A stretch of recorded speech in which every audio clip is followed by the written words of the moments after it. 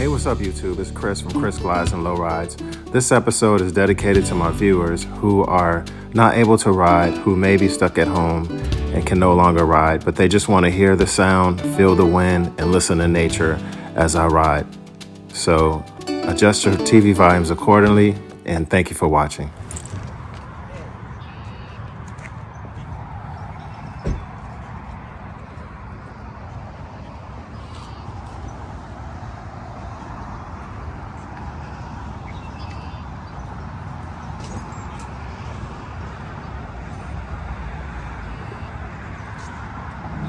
Hey, what's up YouTube? It's Chris from Chris Glides and Low Rides, and today I'm just out on the Road Glide and the Road Glide 3, riding both bikes, having fun.